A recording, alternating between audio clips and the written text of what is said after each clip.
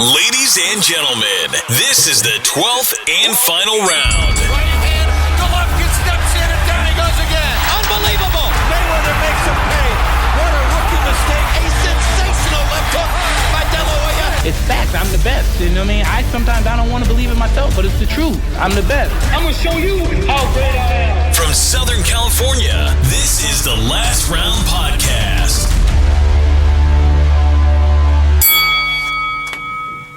Episode 16. Are we on 16 today, Mike? 16. Episode 16 of the Last Round Podcast. I'm Danny Z, along with my co-host Michael Shepard.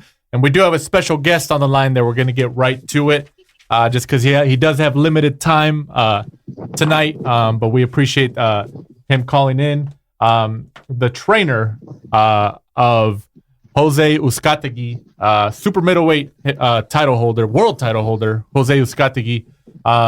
Jose, thanks for coming on. Thanks for calling in. We appreciate it. Hey, thank you guys for having me. Thank you.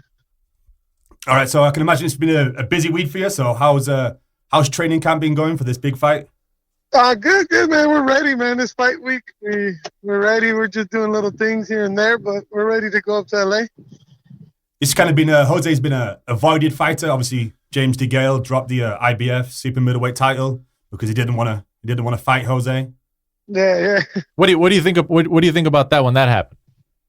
Well, nothing. I mean, that's his choice. If he felt there was easier opposition with bigger names, then everyone has a choice in their career, and that's the choice he had to make. And we're good. I mean, this is our journey, and we're ready to go.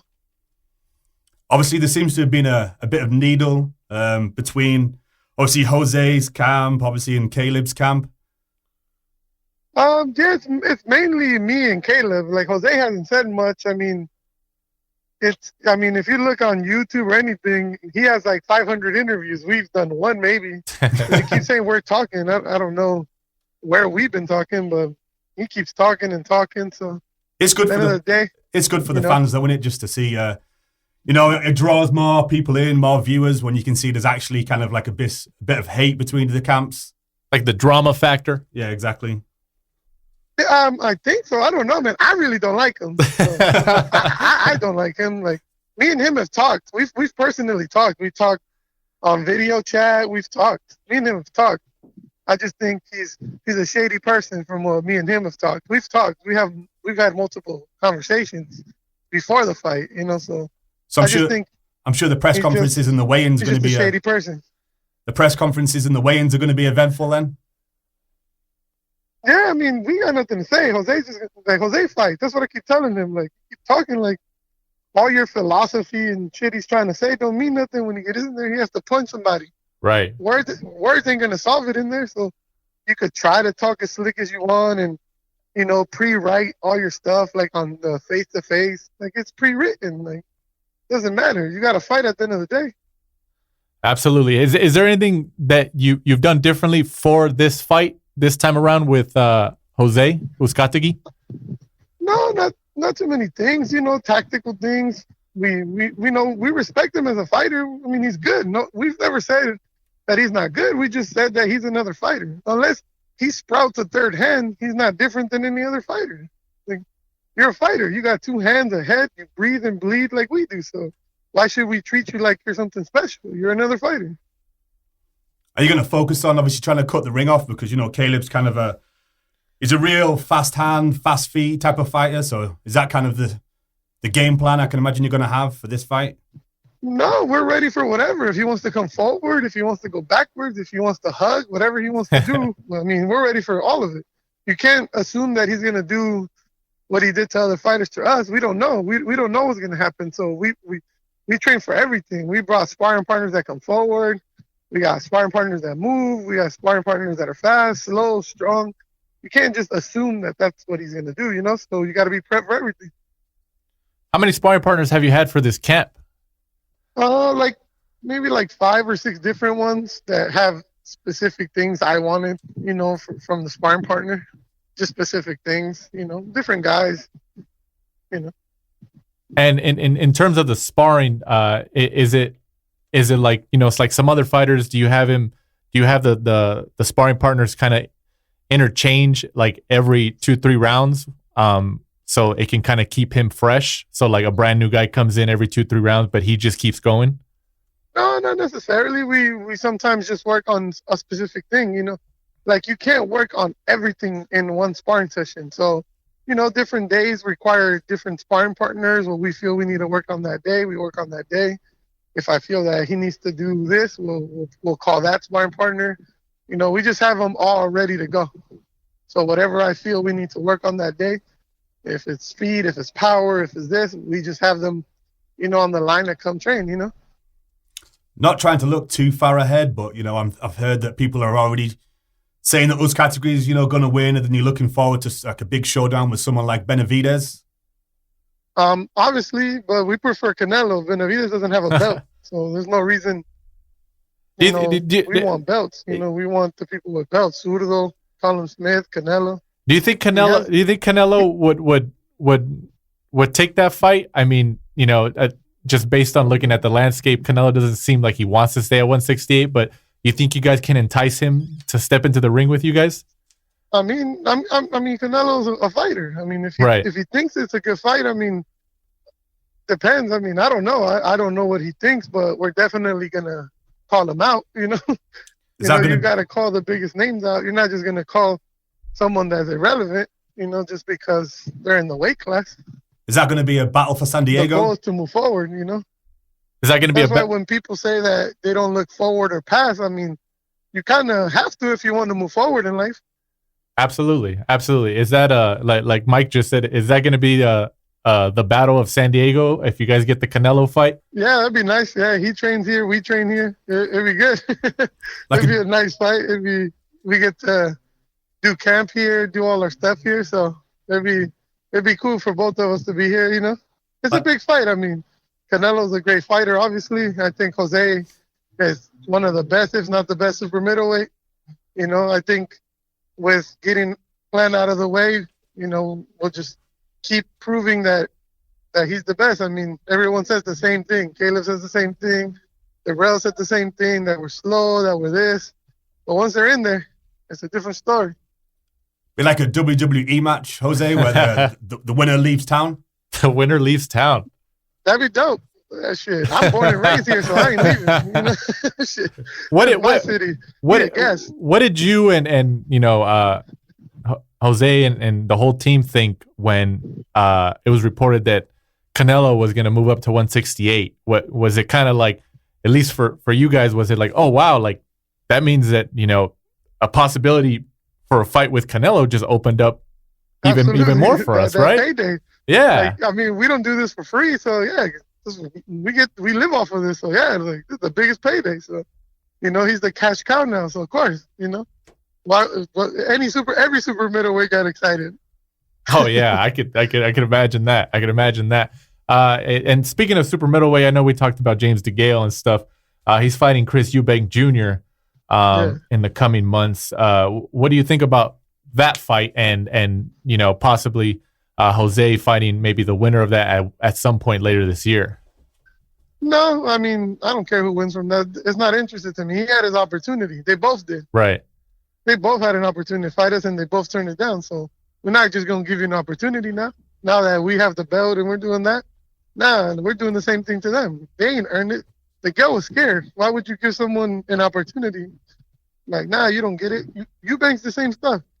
We were negotiating a fight and he turned it down. So it sounds like they're looking for an opponent for Callum Smith for April at Wembley, because the rumors are that Eddie Hearn's going to have Anthony Joshua fight Jarrell Miller over in New York now. So looks like Callum Smith might be headlining that April the 13th date. So that would be a good one to try and clear up the division. Callum Smith's got a lot of the belts. Obviously, you have the other one. So yeah, absolutely. I think that would be a great fight. I mean, we would love that. I mean, if we got through to Caleb Plant with no injuries or nothing, that was something we automatically would go for. That's it. Definitely. That's what we're here for, is to fight. We want to fight the best people. Like, we're not trying to dodge or do nothing else. We want to fight the best. If they say he's one of the best, then that's what we're going for. Yeah, definitely been. That's the goal. He's definitely been an avoided fighter in that weight category. I mean, there's a lot of fights there. That's what, you know. Would you fight? I mean, I know this is probably an obvious answer, but just judging by the Canelo interest, but obviously, Triple G is still hasn't announced any television network or any partnership and all that kind of detail. And he's even said, and his team have even said that he's open to 168 if it's a good matchup and it works out. I'm assuming you guys would be open to somebody like Triple G at 168 too, right? Absolutely. Man, Absolutely. Your guys' options just opened up. I up. said no to Degale and Eubank is because they had their chance. They turned the fights down. So why would we give them a chance now? They had opportunities. Both of them did. And they turned it down. They said we weren't a big enough name. Okay, then now we're not going to give you a chance because you're irrelevant. So why would we go that route? But yeah, Triple G, of course. Triple G is always going to be a name. Was that the reasoning that they gave you guys, that you guys didn't bring enough like name recognition, even though you guys have a world title? Yeah, I mean, when we were going to get Degale, so before Degale, we were talking to the European guys because how that Super 6 thing got all messed up? Right. They called us and we were negotiating and they said no. Well, Chris Eubank said no. And so that didn't happen. Degale, everyone knows what he did. He vacated because he was scared. I mean, we ain't Caleb Truex. Jose ain't Caleb Truex. Jose was going to retire him. Jose retires James Degale. If they would have fought that wasn't I mean, come on now. Caleb Truex ain't Jose. Jose's another monster. He's been saying that Al Heyman's promised him another world title fight before he retires, James Degale. Yeah, well, he could keep promising him all he wants. We don't care. I don't care what. I mean, for what? Like, really? Like, that's if he beats Chris Eubank. He's already talking about world title. He ain't even got past this guy.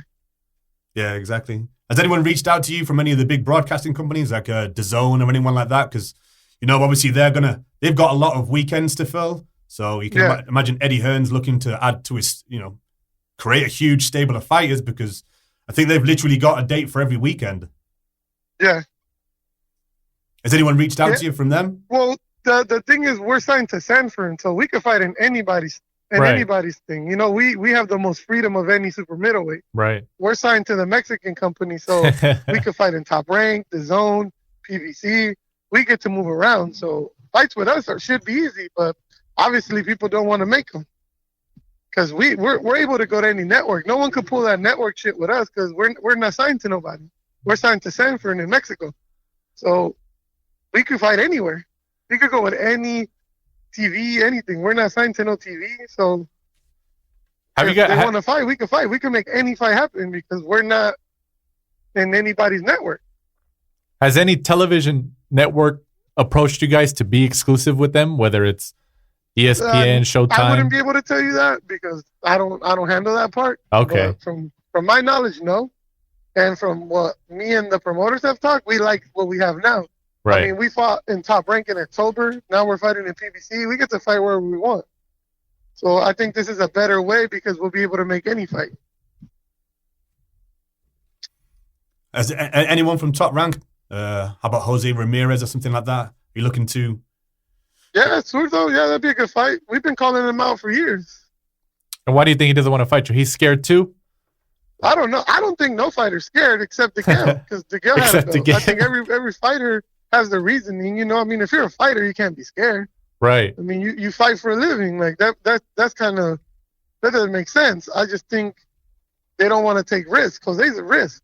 Right. Like, you know what I'm saying? Obviously, he's not the most popular fighter at 68, but he will be once he gets through Caleb Plant, And he's got a world title. I mean, like at the end of the day, the fight game is about chasing and winning those world titles, and he's got it. Supposed to be. Well, it's supposed to be. Yeah. But they don't market us. We're from Latin America. He don't speak English. So he'll be marketable in time. Everybody has their time. I think Jose's just gonna earn it the old-fashioned way.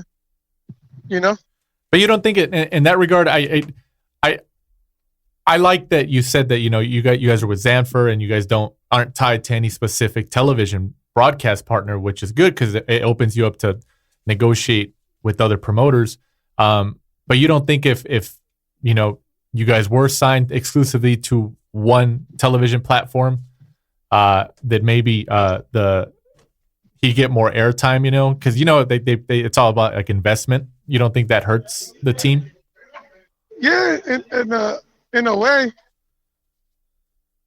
But I mean, like I said, if we sign to that, then we have those stupid debates that. I'm on the podcast. Can you get him to jump rope real quick? Yeah. Thank you. Live call. No, but I'm saying it is and it's not, because like the whole Top Rank in PBC, right? So now nobody fights each other, and then that's an excuse. I feel this way, no one can make an excuse with us. No one can say that it's networks. No one can say that it's promoters. So there's no dodging at this point. If you dodge, it's because you want to dodge. It's not because networks. You don't have that excuse. And a lot of fighters use that excuse.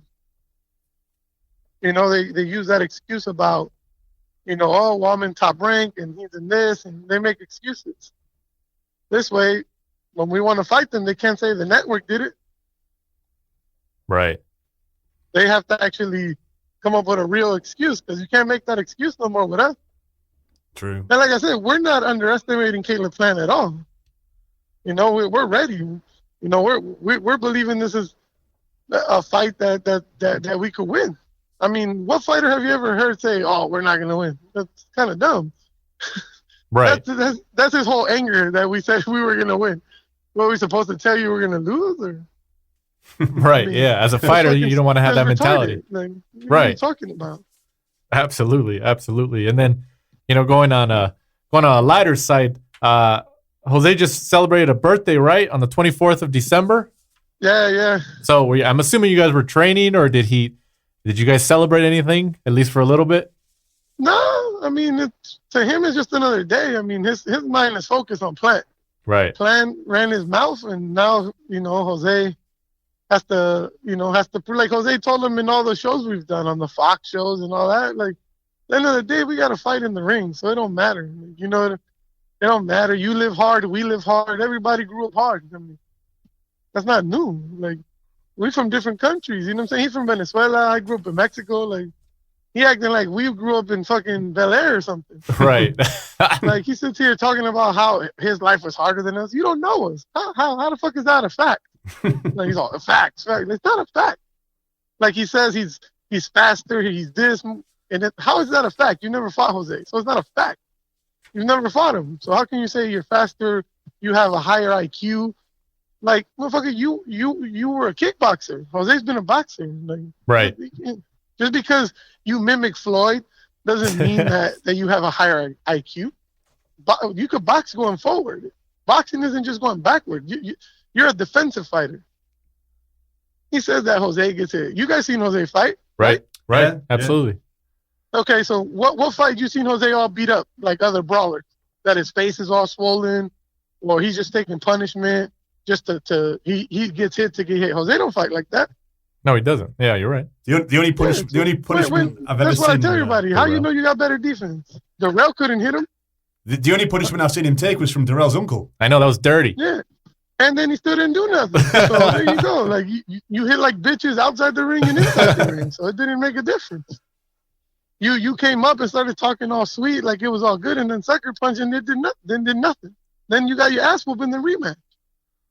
It's true. You know what I'm saying? So that's what I'm saying. All the talk and all the shit ain't gonna matter. Like, you know what I'm saying? Like, he keeps saying this and that. Okay, we'll see. If he beats us, he beats us. We can't do nothing about it. That's the difference between us and them. We understand that there's 3 outcomes in boxing: win, lose, or draw. That's it. So you prep for all 3.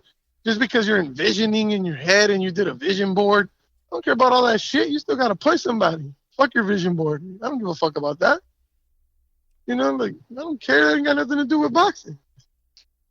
I'm sitting here like, I've envisioned it my whole life. Every boxer did, dumbass. Like, what are you talking about?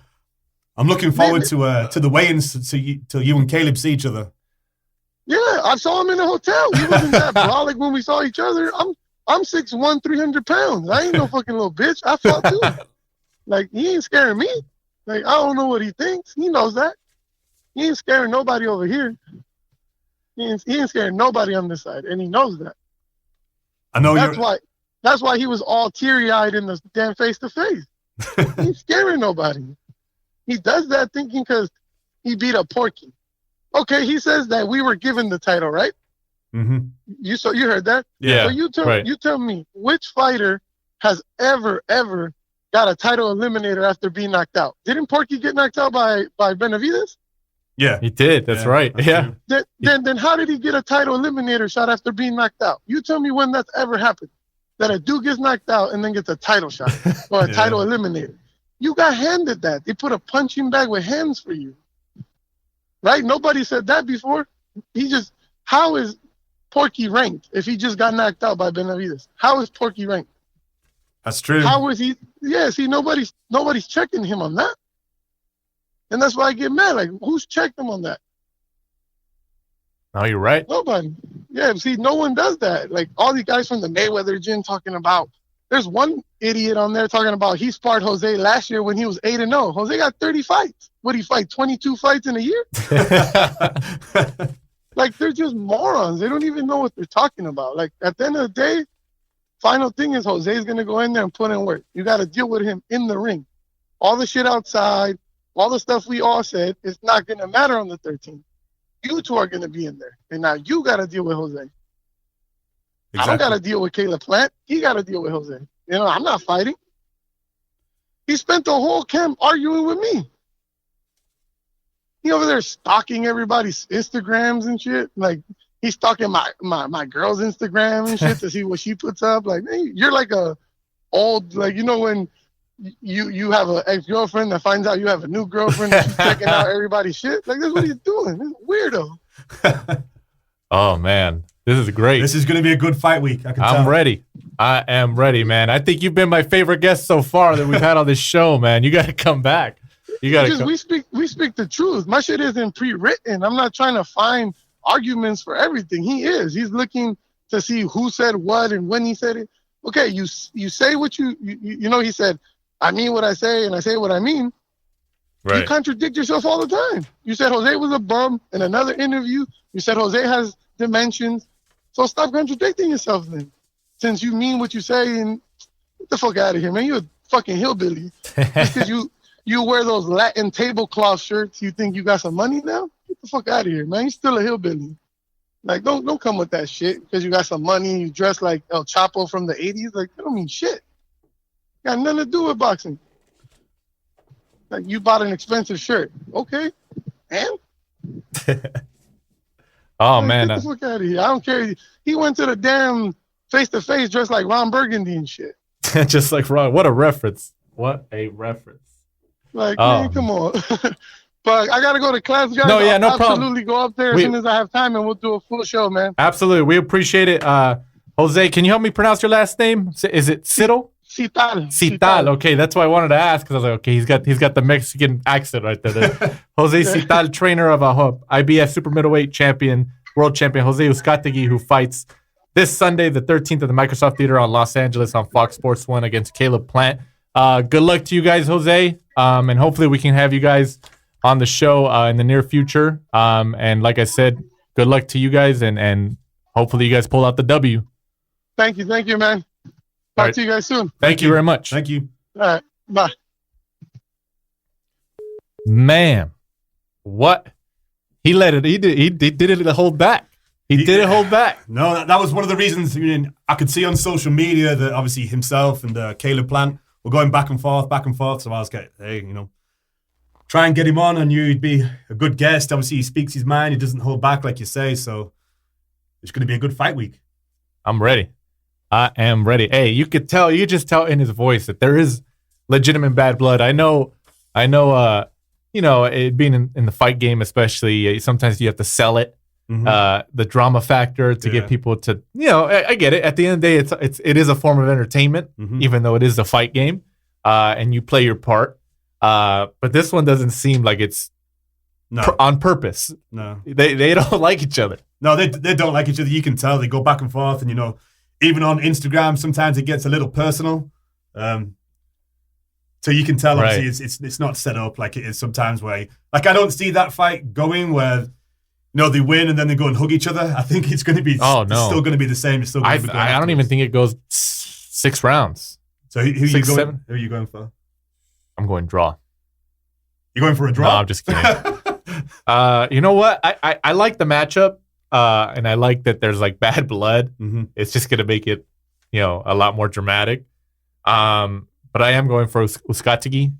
I think he's gonna. I don't know. I like Caleb Plant, but I think like I said, just based on this interview, like I don't think it's gonna go more than 6-7 rounds. No, I agree. It's definitely more of a boxer puncher in Ucategui against a fast feet, fast hand Caleb Plant. The problem about Caleb Plant is that he doesn't really put many people away. He's 17-0 with only 10 KOs. And actually, even on the last 3 of his fights, I think it was against Parky Medina, where he just kind of like outskilled him and then just went for the unanimous decision. Right. He was actually booed.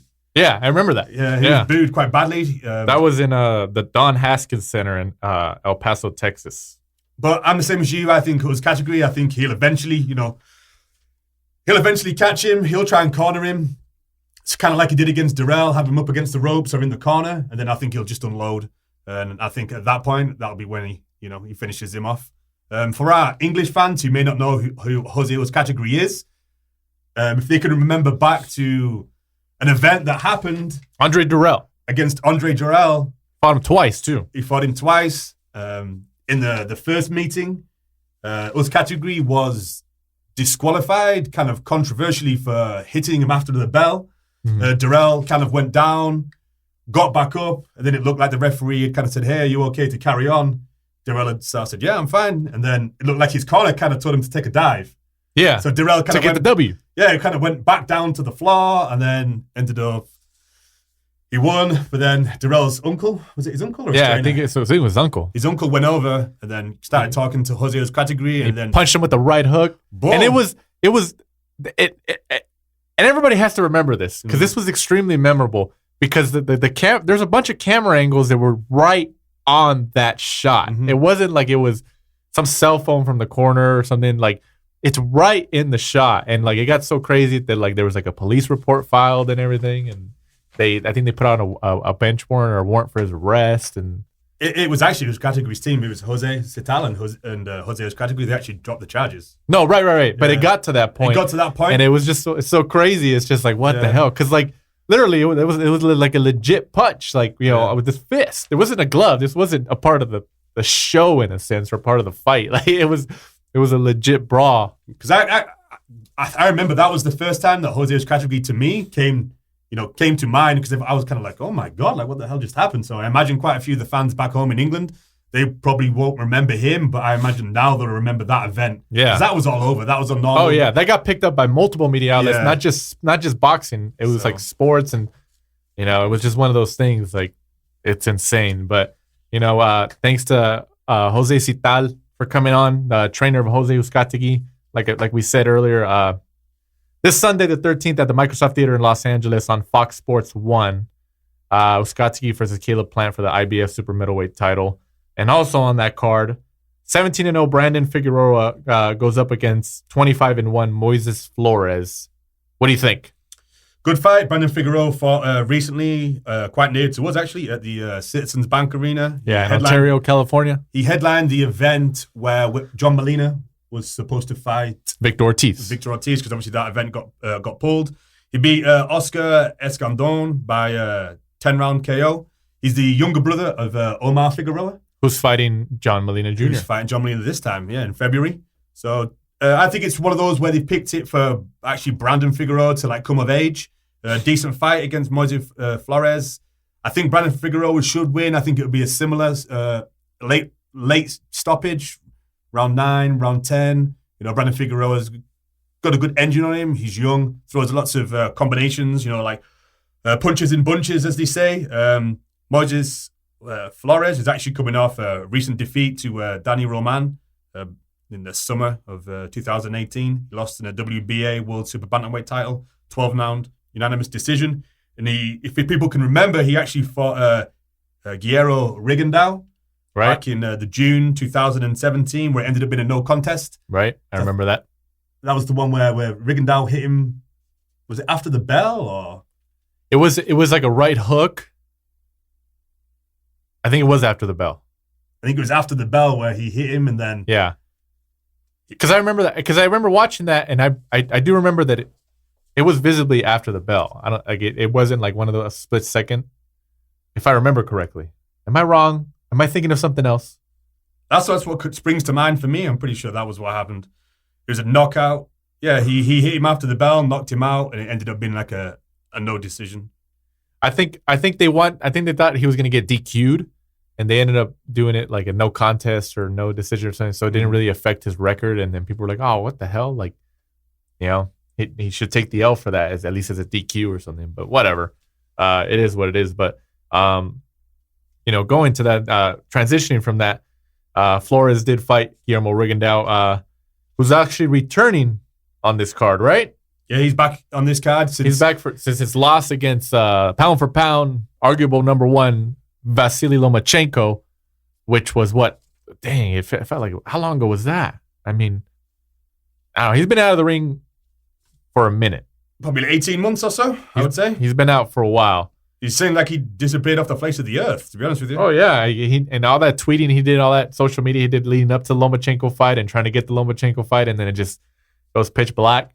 It's kind of ironic, but he returns on that card as well against Mexico's Giovanni Delgado in an 8-round match. So obviously this just seems like it's a comeback fight to kind of get back in the rhythm and get back in the groove of things. And then do you think following this fight they try to put him in there with maybe a contender? Yeah, I think obviously Rigondeaux's, he's still got something left. I mean, because you got to remember, he went up to 130 from 122 to fight Lomachenko. And yeah, they had the similar Olympic backgrounds, and that was a big sell. But at the end of the day, Adrian Broner reference, he did go up in weight against Lomachenko. And, and it wasn't the fight that people expected. So, no, I mean, you've got to remember back to just before the actual fight is that they were saying that Rigondeaux and Lomachenko were the pound-for-pound best fighters on the planet. Right. And then people seem to forget, he lost that fight. He was outskilled and, he just decided to, retire on his stool. But before that fight, people were saying he was one of the best fighters in the world. Right. That one loss doesn't make him, The Nonito Donaire win put him on the map. Yeah, exactly. Because that was a big fight. I'm sure he has something left in him. We'll have to see how much after this week and see who he's going to come back out against in a bigger fight later down the line. But he's in an interesting division. Obviously, you've got like Leo Santa Cruz, Josh Warrington, Gary Russell Jr., Oscar Valdez, Cal Frampton, Abner Mares. So there's plenty of names that he could go up against. Later down the line, doesn't obviously I imagine people like Vasyl Lomachenko is going to be too big for him now. Maybe even you never know. I mean, they won't fight again, but there's crazier things that have happened. Yeah, that's true. But there's plenty of people in and around that division, depending on whether he wants to move up in weight, go back down in weight, to earn a good payday later down the line. Earn with Hearn, yeah. And then going backwards here, this Friday the 11th, in Shreveport, Louisiana, on Showtime. Is it Showtime, the new generation? I think that's it. Yes, sir. Showtime, new generation. 20-0 Devin Haney. I think he's only like 2021. Going up against. Okay, I don't know how to pronounce this, and I would just go with. I don't even want to take a stab at it because I don't want to disrespect the fighter. Undongeni. Okay, so we're gonna spell it, and then you guys can say it in your mind or say it out loud, whether you're listening in your car, at work, or anywhere, wherever you're at, your kitchen, the toilet. Help us out. Okay, first name is spelled Xolisani. Last name is Ndonggeni. And this guy is 25-0. I don't even want to take a stab at it. I would guess Undongeni. I guess. Undongeni. That sounds correct to me, but maybe we're probably wrong. We'll see. We're probably wrong, and somebody's going to be mad at us. But, Devin Haney, a lot of people don't know about him is that he promotes himself. He's actually licensed as a promoter. Devin Haney Promotions. He promoted the one recently at Pechanga. Yeah, over here in Temecula, California, over here in Southern California, which was his last fight. he's promoting himself. Devin Haney Promotions, he's doing his thing. So I think they said that he's the youngest ever to be licensed as a promoter. Yeah, that's true. Devin was a decorated amateur with a final record is 130 wins and 8 losses. Made his debut in 2015, so he's been a pro for coming on 4 years now. This is probably another fight for him. I imagine that it's going to be another little showcase. Obviously gets to fight an unbeaten fighter in Undongeni. So should really be 21-0, and then hopefully I'm looking in 2019, he should be looking at trying to get himself a strap. You never know. I think he's going for that. I mean, 20-0, he's, his wins are getting up there. So he finished 2018 actually ranked as the number 8 in the by the Ring magazine in the lightweight division, which is a stacked division. That's his only problem. In that division, you've got obviously people like Lomachenko, Mikey Garcia, obviously when he Linares, Robert Easter. So it's a pretty competitive division. But hey, he's doing his thing, and if he lands a fight with these guys, he might be the underdog, but you never know. He seems to be working hard and doing and Showtime put out like a little documentary style video on him. It's on Showtime Boxing's YouTube. And I know they probably showed it on the Showtime channel for a little bit. So hey, they're investing in their fighter here. So it's interesting. So we'll see how it goes. But I'm going with Devin Haney as well. But hey, we've seen upsets before. Look on to Dog Bay. Yeah, look at the Dog Bay, Charlo, Harrison Charlo.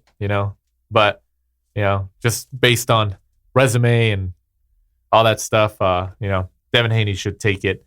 And then going on to the news and notes of the show, something we mentioned earlier, James Degale versus Chris Eubank Jr. is confirmed for the 23rd of February, Saturday, the 23rd of February at the O2 Arena in London for the vacant IBO super middleweight title. Before we continue, is the IBO super middleweight title, do you recognize it as a real world title? No. Dang, you didn't even hesitate. That sucks. No. Somebody's going to be mad at you. WBC, WBA, WBO, IBF are the major 4 that you would normally say. Then if I had to pick a 5th, I would go with the IBO. Well, yeah. I mean, who else are you going to pick? WBF. There's a WBF. I think there's a WBU too. There is a WBU? Yeah. If I was a boxer myself and I picked up the IBO, then I would class it as a ranked world title. You know what? Like these big fighters, like Canelo and all these guys, like just to stir up some controversy, or just to kind of throw some monkey wrench in the whole game. Like after a fight, they should say, "Oh, who do you want to fight next? Oh, I don't want to fight anybody specific. I want that WBU world title." Like what? And then the president or whoever owns the WBU, like, oh, damn it, like cha-ching. Yeah, there it is. Hey, you never know, man. I would do it just to kind of stir the pot a little bit. But yeah, Degale Eubank Jr. We'll dive into that. We're still a month and a half out, essentially. I like that fight. It's intriguing. It's kind of a last chance saloon, I would say, for James Degale, as Jose Cital kind of touched on before. He was the original IBF super middleweight title. He regained it from Caleb Truex on the undercard of Hurd and Lara in Las Vegas. He then was supposed to fight. It looked like I was actually in attendance that night, and the Caleb Plant was there trying to call him out. So was Ucategui, he was there, and also Benavidez were all there at the side trying to get a glimpse of, obviously whoever was going to win that, try to call them out. Obviously James Degale dropped the title because obviously Ucategui is a dangerous fighter, and he obviously chased a bigger payday because he's near retirement with somebody like big British fight against Chris Eubank Jr. Chris Eubank Jr. You're not only fighting Chris Eubank Jr., you're fighting his dad too.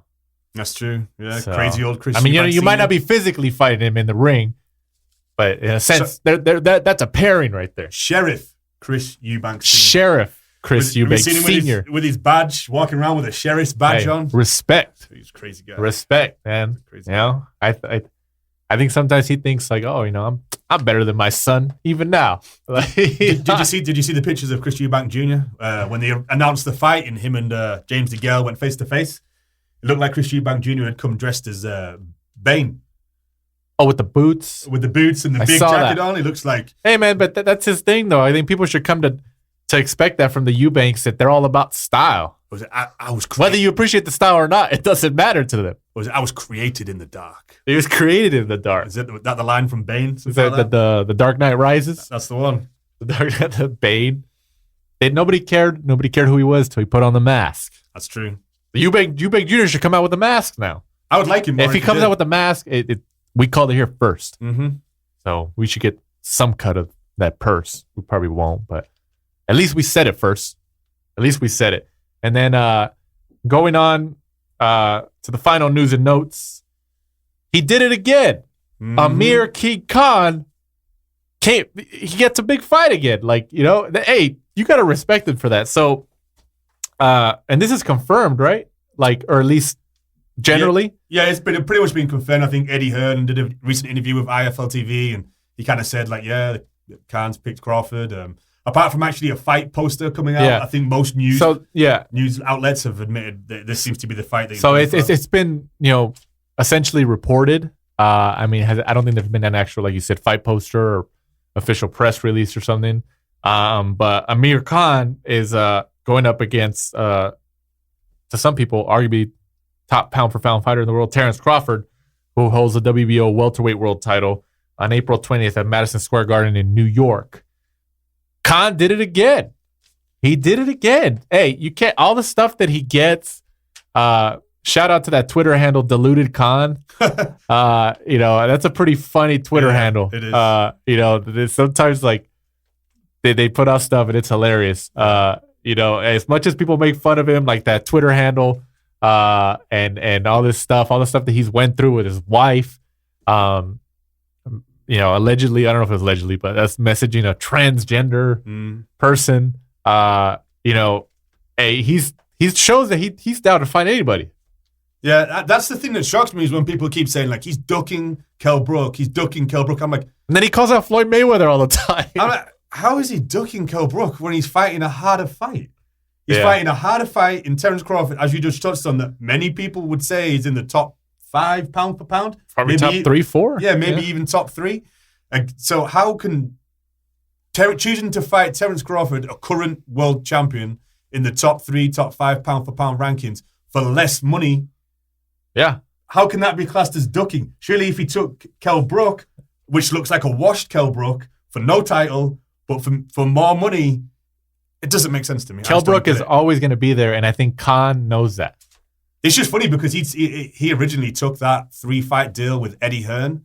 He was trying to get the Brook fight in that one. Well, yeah, he kind of said, I've joined Matchroom to make this Kell Brook fight more attainable because we're in the same promotion, so it's going to be easier to make. So he fought Phil Greco first fight, Samuel Vargas, and then everyone was kind of like, well, the final fight in the contract is going to be Brook. Yeah. Nope, he chooses to fight Terrence Crawford. Hey, but that, we all know it. Like, Khan knows that the Brook fight is always going to be there. I sometimes wonder if Kell Brook's just like dangling a carrot in front of Kell Brook. It's just like, hey, we're going to fight. And then, just as Kell Brook's about to take a bite, he just pulls it away. Like, no, we're not going to fight. I think he knows, man. Because Kell Brook needs the money more than Amir Khan. Amir Khan obviously came from the Olympics and had that. He has that pedigree. He just had that pedigree. He got, if you come from the Olympics like he did, you're guaranteed your first contract with a Matchroom or whoever you sign with, Top Rank or anyone like that. It's going to be a big deal. Especially if you've picked up a bronze, silver, or a gold medal like a lot of them do. Then turn pro, you're going to get that big money deal because you've got, some pedigree, you've got some background. Whereas Kell Brook didn't have that. So I imagine, he's made some good paydays down the line. He's not ducked fights like people claim. Maidana, Canelo, Danny Garcia. Yeah. Zab Judo, and Zab Judo is obviously still good. A bit of a washed Paulie Malignaggi, but and now he's going to Crawford at Madison Square Garden. When on ESPN. When he retires, he's going to have a good name, a good CV. Well, that's the thing. Like he has, like he's still a draw, even though like people make fun of his chin and all this stuff. And Samuel Vargas, when he fought Samuel Vargas, he did get knocked down and all this stuff. But like, he still he still draws. Like he's still popular. Like the reason, like, I think one of the reasons he actually does draw is because he's chinny.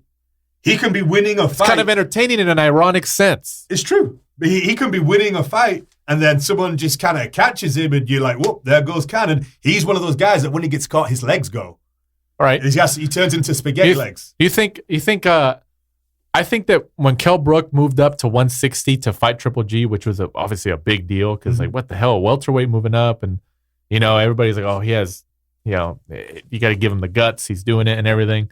Do you think Kell Brook, in a sense, at that time, was trying to do what Khan did, in terms of like when he fought Canelo? Yeah, like, oh, I want to show that I can do it too, and then like, if Brook never got like that horrible eye injury and just got those after effects of all that stuff, do you think, he still would have been able to fight like the bigger names or all that stuff? Like, I think in a way he was trying, and maybe I'm wrong, but he was trying to kind of follow in the footsteps. Like, well, if Khan goes up to fight Canelo, I'm going to go up to fight Canelo's rival in Triple G. Yeah, maybe, because maybe he kind of keeps in parallel in a sense. Yeah, it looks like he's either trying to do that, and then, at the same time when Khan did it, it was kind of, you move up and you're not expected to win, so you're kind of getting free money, because a good performance, you kind of raises your stock because you've gone up like 2 weight divisions, but then a bad performance, everyone's going to go, well, he did move up 14 pounds to fight him, so it's kind of win-win, but obviously, it wasn't for Kell, obviously, because he came out with a broken eye socket. Yeah. So, and he's never really been the same since, No, never. He went in with Errol Spence not long after that, and obviously it happened again to the other eye, and he's never really seemed to have recovered. So, but going back to the fight, I think the Amir Khan and Crawford fight, April the 20th, Madison Square Garden in New York. That'll be on ESPN too, because I'm assuming because Crawford's got the negotiation power here. Yeah, exactly. I actually think it's a good fight. Crawford, it's another sort of name onto his resume, because if you look at his resume, it's not great. But I think Crawford had no choice though. I think Crawford knew they dangled, and there's some conspiracy theories behind how Top Rank, like, oh, they talked about because who was he supposed to fight? Louis Collazo. He's supposed to fight Louis Collazo before, and then the people were like, what? Like, come on, man, Crawford, like, you have a world title, like, we get it that there's politics in between the promoters, but like, come on, you gotta get in with some better competition. And then Amir Khan comes out of nowhere, and now is likely to get this fight, which looks like it's all but confirmed. I don't know. Top Rank could have did that on purpose. Maybe they already had a plan, and they're like, oh, well, we'll talk about Louis Collazo. So then when people are all like, oh, what, talking crap about the Louis Collazo fight, we put in Amir Khan, and they're like, oh, well, I'd rather see him against like Thurman and Spence and those PBC guys, but I'm cool with Khan. You kind of like a marketing tactic. No, there's no fooling you, Danny Z. I'm telling you, man. I'm telling you. It's Top Rank. Did you listen? Shout out to the 3 Knockdown Rule podcast with Steve Kim and Mario Lopez. Did you listen to that Bob Arum? Yeah, I did, yeah. That was a great interview. I mean, I've read about that stuff that he talked about, but hearing the man himself at, 85 or however old he is, what a life he's had. Yeah, it's a good story for anybody that doesn't listen to it. Kind of goes back to how Bob Arum actually got into boxing, and one of his first fights he actually promoted was one of the greatest. Muhammad Ali. Yeah, one of the great boxers of all time, if not the greatest. So and he talks about how he met Ali, how he came to promote him, and how and what a lot of people don't know is Bob Arum went to Harvard. He was a lawyer. He was a lawyer for the Justice Department for the United States. He worked, I think, for the Kennedy administration. For John F. Kennedy. And, he was like the head of the tax division at the Southern District of New York, which, just as a side note, the U.S. Attorney's Office in the Southern District of New York in the United States is arguably, is probably the main office to be that for the U.S. Attorney. They're the ones looking into our president over here in the United States, and President Donald Trump, so it's a big deal to work in that office. So, but yeah, shout out to the 3 Knockdown Rule podcast. If you guys want to listen to a pretty good, and it's a pretty good, like 45-minute, maybe hour interview. Yeah. Bob Arum, he's a great interview, man. Like, he's a great interview. He's very honest. Yeah, he doesn't really hold back. Doesn't hold back. And any questions that they've kind of fired towards him, he gives a good, truthful answer. So it's a good listen to. Right. So, and we'll dive into Amir Khan and Crawford as it gets closer. Obviously, that's penciled in, or at least tentative, for April 20th at Madison Square Garden, New York, which will likely be ESPN, which is cool because, it's essentially free. It's not like pay-per-view or something. So Pay-per-view's dead, Danny Z. According to who? Oscar De La Hoya? Oscar De La Hoya, Eddie Hearn. The Zone. The Zone. I don't know. Bob Arum said it's not dead. PBC says it's not dead. Showtime says it's not dead. Who are we supposed to believe here? We're just going to have to wait and see. But, we appreciate, like we said at the beginning, we appreciate head trainer of Jose Ucategui, IBF, 168 pound world champion, head trainer Jose Cital, coming on the show. We know he had a limited window to talk to us, but we appreciate that he called in and was able to talk to us about the fight, which was actually very entertaining. He's a very entertaining guy. He threw it all out there, man. He did. He was going to come into the studio this week. I'd arranged it, but at the last minute, he said that the media stuff that he was supposed to come to LA was kind of canceled until Thursday. So I mean, it's cool. I mean, at least we still appreciate that he called in. So big thanks to him, and then good luck to Jose Ucategui and of course Caleb Plant. At the end of the day, we're boxing fans, so good luck to both of them this Sunday on Fox Sports 1 from the Microsoft Theater in downtown LA, which I think tickets are still available. So if you guys aren't doing anything out here and you're in the Southern California area or the LA area, go check out that fight. That should be a pretty nice card, pretty entertaining. It's a smaller venue. I mean, it's not a lot of fights in it though. But there's a lot of fights this week. Yeah, there's a lot of fights. Yeah. So we appreciate him calling in, and then we appreciate you guys listening once again and supporting the show. Whether it's Apple Podcasts, iTunes, Spotify, Stitcher, whatever, all that stuff. We appreciate it. Whether you're listening on your car, toilet, whatever, like I mentioned before, it doesn't matter as long as you're listening to us. And just remember to follow us on Twitter and Instagram at The Last Round 12, at The Last Round 12. Check us out there. Let us know what you think. DM us, tweet us, message us, whatever. Let us know who you want to see as a guest, who we should talk to, what you want to see us talk about, and we'll go from there. What do you got, Mike? Last word. Don't forget to tune in next week, episode 17. It's the big one, probably the biggest fight of the year so far. Manny Pacquiao against Adrian Broner. So we'll give you a good review into that. Yep. The problem Broner versus Pac-Man Pacquiao. So that's pretty intriguing. I know people. We'll dive into it next week, but it's an intriguing matchup. And they've got some good behind-the-scenes interviews. They've had the first one this week, the Showtime. All Access. All Access, that's the word I was looking for. So tune in next week for that. And then we'll just go from there. So we'll see you guys next week. This is The Last Round. Thanks for supporting and listening to the show. Follow us at The Last Round 12 on social media. Rate, review, and subscribe.